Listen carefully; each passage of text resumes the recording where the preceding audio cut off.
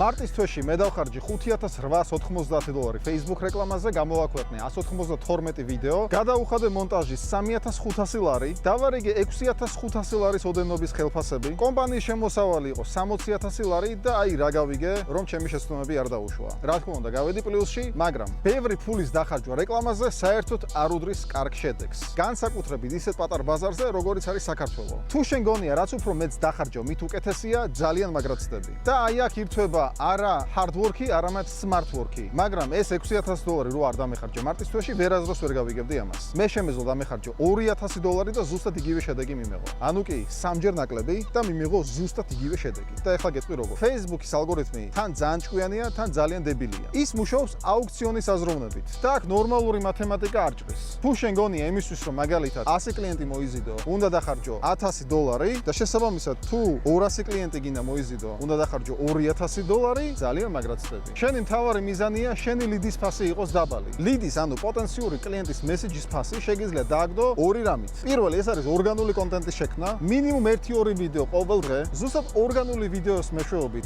შენი რეკლამის ფასი ვარდება და მეორე, რეკლამაზე გაუშვა რამდენიმე კრეატივი. მაგალითად, ადრე თუ უშვებდით მხოლოდ ერთ კრეატივს ერთ კამპანიაზე, ახლა უნდა გაუშვა ერთ კამპანიაზე მინიმუმ 5 მაინც. რაც უფრო დიდია ბიუჯეტი, მით უფრო მეტი კრეატივი გჭირდება. როგორც კი შენ ნახავ ამ კრეატივებიდან, რომელი კრეატივი გაძლევს ყველაზე დაბალ ფასიან ლიდს, ის გამოყავს ახალ adset-ში და მაგალითად თუ ხარჯავდი დღეში $100, გამარჯვებული ის, რომელიც ყველაზე ცოტას ხარჯავდა, გამოიყვანე ახალ adset-ში და ეს adset-იც იყოს $100 დღეში. ეს არის ყველაზე ჯანსაღი გზა, რომ გააორმაგო შენი ბიუჯეტი თან პოტენციური მომხმარებლების მოდინება. თუ გაინტერესებს მეტი ხარისხიანი კლიენტების მოზიდვაზე სოციალური ქსელების მეშვეობით, გამოიწერე ჩემი არხი, თუ ხარ სერიოზული მუშაობისთვის მზად, მომწერე პირადში სიტყვა კონტენტი და დანარჩენი მათ გავაგზავნოთ.